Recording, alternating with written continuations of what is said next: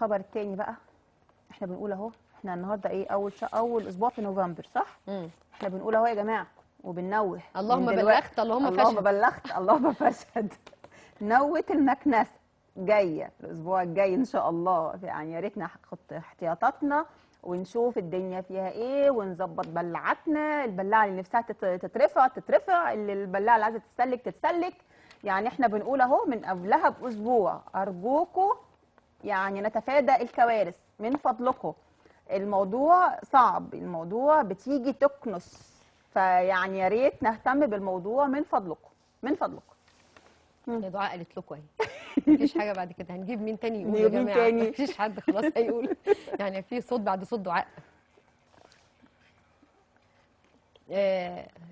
في عضوة مجلس الشعب الأستاذة غادة عجمي تقدمت بمشروع قانون يجرم كل ما من شأنه المساس بالذوق العام والتقليل من احترام الثقافة والتقاليد المصرية أو الإساءة ليها.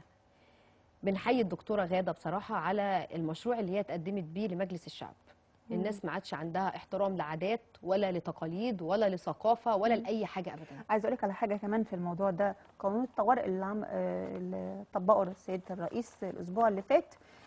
القانون ده بينظف شوارع مصر من البلطجه، من قله